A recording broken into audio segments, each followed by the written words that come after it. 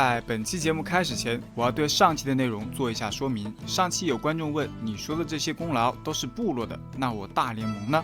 其实我视频的内容基本上都是按照编年史里的记载来做的，所以不存在我故意只说部落而不说联盟的事。而编年史很少提及联盟的原因也比较好解释，因为暴风城的国王失踪了，所以联盟很多时候无暇处理在世界各地的威胁。在这里说明一下，希望广大联盟玩家能够多多理解。好了，书接上回，上期我们说到黑石山副本群的黑石深渊与熔火之心，还说到了马拉顿与厄运之锤。而我们今天将主要介绍怀旧服第3、4阶段的副本。首先，让我们把视野再拉回到黑石山。此时，这里的一切都陷入了混乱。在拉格纳罗斯被击败后，他和他的元素仆从都被放逐回了元素位面火源之地。冒险者们凯旋而归，开始享用他们的战利品。在勇士们看来，黑石山的危机已经解除了。但莫埃拉·索尔森知道情况并没有那么简单。虽然他的族人从元素的奴役中解脱了，但黑石山还存在着更可怕的敌人。原来黑石山存在了2股势力，拉格纳罗斯控制的只是黑石山的下半层，而黑石山的上半层则属于死亡之翼的儿子奈法利安及其黑龙军团。虽然这2者都是在为上古之神效劳，但他们并非真正的盟友。在过去的10多年间，火元素大军与黑龙军团保持着脆弱的停战状态。奈法利安不愿意让别人发觉自己的存在，于是他只能靠一批来路不正的盟友保卫自己的领土。在第2次大战结束后，雷德黑手率领正统部落一直拒绝接受奥格瑞姆毁灭之锤的领导，也更不认可萨尔作为部落的新领袖。但雷德所谓的正统部落无法公开与萨尔的部落为敌，只能定居在黑石塔的要塞中。而为了换取这些兽人的忠诚，奈法利安承诺将动用黑龙军团的力量与萨尔和他的部落作战。然而这一许诺不过是空话而已。奈法利安对卷入兽人间的内战没有丝毫兴趣，他满心关注的都是他那更为惊人的计划。作为死亡之翼的儿子，在他父亲消失期间，奈法利安仍在继续他父亲的工作。什么？你要问死亡之翼是如何消失的？简单来说，这是在巨龙之日的小说中发生的情节。小说末尾，死亡之翼被另外4大守护巨龙围攻。尽管如此，死亡之翼还是逃脱并消失在了人们的视野中。小说的剧情还挺多的，这里碍于时间与主题的关系，我就不细说了。话说回来，奈法利安为了重建黑龙军团，并使它变得更加强大，他俘虏了其他种类的龙族，强迫他们进行痛苦的仪式。奈法利安企图通过残忍而可怕的实验，将不同种类的龙血混合起来，培育新品种的龙。经过多年的实验，奈法利安成功的培育出了多彩龙的龙蛋。不过，最初这些多彩雏龙总是在孵化之前死去，直到后来才慢慢有一小部分雏龙存活下来。对此，奈法利安相信自己很快就可以掌握保证雏龙存活率的方法，于是急不可待的要仆从准备更多的龙蛋，以孵化出新一代的多彩龙军团。多彩龙的潜力甚至比奈法利安期待的还要强大，但在完全成功之前，它们仍然非常脆弱。目前只有少数几只多彩龙成功长大，并拥有了自保能力。这里稍微补充一下设定，在黑翼之潮副本中的7号 BOSS 克洛马古斯，他是奈法利安的一个试验品。虽然他被玩家称作是多彩狗，但其实它是多彩龙的一种。它是由许多种颜色各异的巨龙尸体拼接而成的双头龙。设定中，它会使用5色巨龙的能力、龙血之痛的debuff以及5种属性的 AOE 法术，所以在游戏中每周它只会随机使用2种 AOE。还记得那句著名的顺口溜“门神3自燃，时光加点燃”，指的就是如果 BOSS 这周的 AOE 技能随到了时光流逝和点燃，那这个 BOSS 基本上是不用打了，除非你的团队非常强大。引出这一段的目的是想要表达多彩龙的强大。不过这克洛马古斯还不算是奈法利安最理想的多彩龙，那么真正符合奈法利安设想的完美多彩龙有没有呢？其实是有的，在小说《萨尔龙王之墓》中就出现过这么一条完美多彩龙克洛马图斯。这条龙曾一度将萨尔和其他4位守护巨龙逼到了绝境，足见其力量的强大。虽然他最后还是被萨尔等人给干掉了啊。再说回编年史中，就在黑龙军团蠢蠢欲动时，莫埃拉正计划着挽救他的人民。他知道当前局势紧迫，时间所剩不多了。眼下拉格纳罗斯已经被放逐回了元素位面，奈法利安一定会先征服整个黑石山，而这样一来，莫埃拉的黑铁矮人也就危险了。这时，他突然想起了终结火焰领主统治的勇士们，他们所展现出的英勇行为让莫埃拉印象深刻。于是，他又一次派出人手，将消息散播到艾泽拉斯的遥远角落，告诉全世界雷德的部落与黑龙军团结成了盟友。为了确保消息能够传到奥格瑞玛，他还专门派了黑铁密探来完成这一使命。正如他所料，这些消息立即在部落的领导层引起了骚动。萨尔很早就知道雷德那所谓的正统部落的存在，他一直认为雷德不会对部落产生实质性的威胁。但如果雷德黑手真的与死亡之翼的儿子联手，那情况就又不同了。于是部落召集了一批勇士前往东部王国的燃烧平原。在黑石山，雷德亲自领导了黑石塔的防御战。虽然他是个勇猛的战士，但他所面对的勇士要远比他强大得多。最终，自封正统部落的雷德在要塞中被杀死了。随着他的倒下，他的追随者四下溃逃，而黑龙军团也失去了保护者。这里我稍微补充一下编年史中没有提到的部分。黑石塔这个副本通常来说是分上下两个部分的。黑色龙人维姆萨拉克管理着黑石塔下层的军队。在游戏中，当联盟玩家击杀他后，会掉落达基萨斯将军的命令。没错，部落玩家是没有这个掉落的。这个任务会让联盟玩家去击杀黑石塔上层的达基萨斯将军。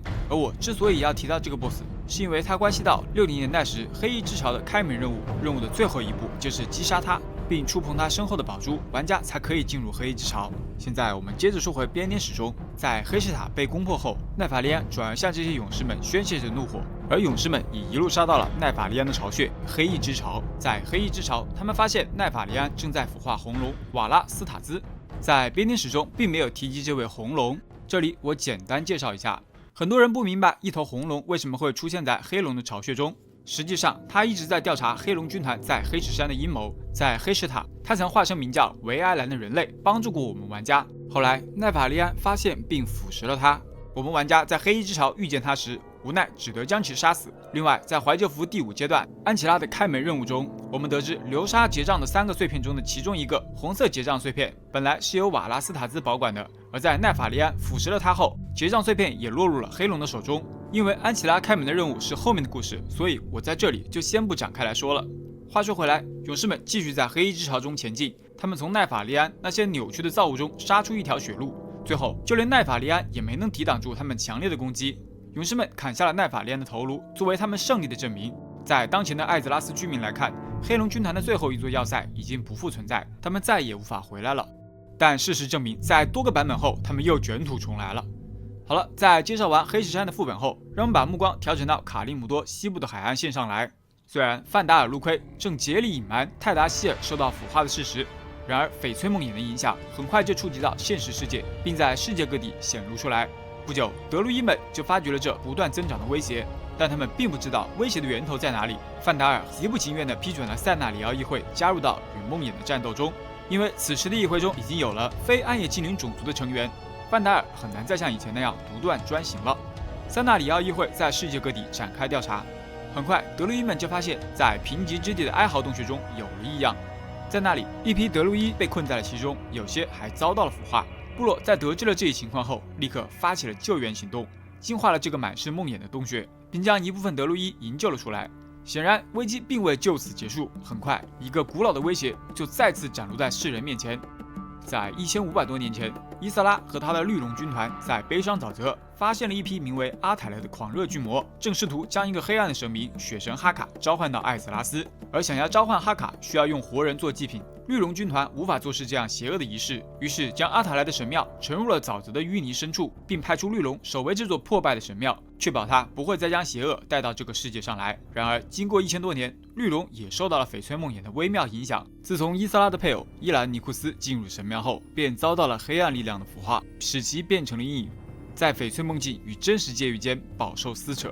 近年来，阿塔莱巨魔的后代又回到了沉默的神庙。他们发现那里的绿龙正处于疯狂与腐化的状态，于是阿塔莱趁机夺回了神庙的控制权，再次开始进行他们那毛骨悚然的仪式，企图将哈卡召唤到艾泽拉斯。而这一次，他们把之前献祭活体改成了献祭绿龙。后来，一头名为伊萨里奥斯的绿龙眼见同胞遭到了屠杀，他们向塞纳里奥议会发出了呼吁，请求他们的帮助。议会派出了一支联盟队伍前往净化神庙。勇士们杀掉了其中的阿塔莱巨魔，终止了他们的邪恶仪式。但梦魇造成的影响并未结束，被腐蚀的绿龙从翡翠梦境中来到了艾泽拉斯，随后疯狂攻击周围的生物，数以百计的无辜者被害。这些被腐蚀的绿龙是莱索恩、艾莫利斯、泰拉尔以及伊森德雷，他们曾经都是伊萨拉最信任的手下。这4只强大的绿龙被伊萨拉派去镇守连通艾泽拉斯的4座传送门，而由于他们被梦魇腐化，于是就成为了怀旧服4阶段开放的世界 BOSS 了。值得一提的是，这时的他们还未完全被梦魇化。后来在 7.0 军团再临的翡翠梦魇副本中，我们还会遇到完全梦魇化的他们，不过那就是后来发生的故事了。再说回当下，梦境守护者们的腐化让塞纳里奥议会的成员们倍感悲痛，但他们的决心也更加坚定。除了杀掉他们之外，没有别的方法能阻止他们的狂乱。在一番战斗后，只有少数几只绿龙获救，其余的都被杀掉了。在之后的许多年里，绿龙们仍然会回忆起那一天的惨剧。虽然德路伊和他们的朋友完成了任务，但危险仍然存在。在得知了阿塔莱巨魔正在召唤血神哈卡的消息后，令赞达拉巨魔震惊不已。因为在1000年之前，正是他们将阿塔莱巨魔从佐尔格拉布中赶到了悲伤沼泽。当听说阿塔莱被击败后，赞达拉巨魔深感欣慰，但很快他们就发现有一些哈卡的信徒活了下来。这些阿塔莱巨魔悄悄渗透进佐尔格拉布中，控制了许多古拉巴什祭司，将他们变成奴仆。阿塔莱和这些被控制的祭司一起进行可怕的仪式，试图再次将哈卡召唤到这个世界上来。形势迫在眉睫，一些仍未受到阿塔莱控制的巨魔试图夺回佐尔格拉布，但他们一去就再也没有回来。他们被阿塔莱俘虏了，成为了敌人的奴隶。这些曾讨伐佐尔格拉布但却被阿塔莱控制的祭司，也就成为了副本中的部分 BOSS。在这座昔日古拉巴什帝国的首都里，阿塔莱巨魔及其领袖妖术师金度，他们的力量正在与日俱增。赞达拉巨魔知道，他们已经没有足够的力量对抗阿塔莱巨魔了。情急之下，赞达拉巨魔通过暗毛部族向部落发出呼吁，希望他们立即采取行动。如果哈卡被召唤到现实世界，届时整个世界都将陷入混乱。在了解了这一情况后，萨尔立即召集起一支大军，前往佐尔格拉布中去应对这巨大的威胁。于是，部落的勇士们冲进了这座神庙般的城市中，与大群的阿塔莱巨魔以及被他们奴役的追随者们展开苦战。虽然他们杀死了妖术师金度，但始终晚了一步。哈卡还是降临到了艾泽拉斯。进入物质世界的血神哈卡向勇士们展示出了他驾驭死亡与疯狂的力量。他将毒素注入勇士们的血液中，令他们变得彻底疯狂。但哈卡万万没有想到，这是他自身的力量成为了他自己的克星。在绝望之中，所有的勇士都让自己感染上毒素，好让血神痛饮他们已经被腐化的鲜血。狂乱的哈卡并没有意识到勇士们所采用的战术，哈卡饥不择食地吞咽着他的猎物。嗜血的欲望已经占据了他的全部思想。当他意识到毒性血液已经进入自己体内时，一切都已经太迟了。血神哈卡被自己的黑暗魔法击败了，幸存者步履蹒跚地离开了重归寂静的佐尔格拉布。每个人都感觉到精疲力尽，但至少他们取得了胜利。其实细心的你一定能从编年史中的这段文字读出，这段写的是哈卡那轰动外服的 bug 瘟疫之血事件，而梅森这么写也是想用编年史的方式记录下了魔兽世界中的这一历史事件。好了，在本期视频的最后，我想要为下期介绍安琪拉中的故事做一些铺垫。在编年史第18集中，我们曾介绍过流沙之战。在这场战争的末尾，范达尔路盔打碎了流沙结账，结账碎成了红、绿、蓝的3色碎片。这些碎片原本由3头巨龙保管，红色碎片先由红龙瓦拉斯塔兹保管，后被黑龙奈法里安取得。玩家在击倒奈法利安后，取得了红色结账碎片。绿色碎片是由绿龙伊兰尼库斯保管。虽然这头绿龙受到了腐化，但玩家最终还是救赎了它，取得了绿色结账碎片。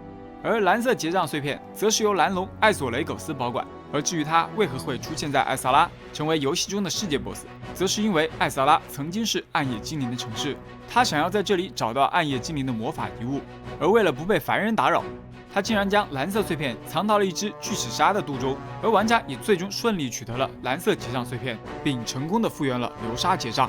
这一段便是安琪拉开门任务的简要概述。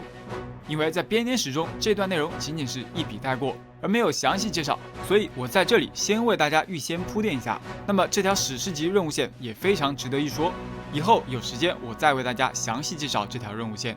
而至于我们现在为什么要说到这条任务线，是因为下期内容会特别多，所以我在这里预先做一个铺垫。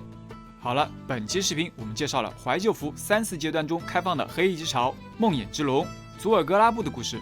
在下期将接着为大家带来安琪拉和纳克萨马斯的故事，敬请大家期待。喜欢的朋友千万别忘了关注、转发，素质3连哦。好了，我们下期再见。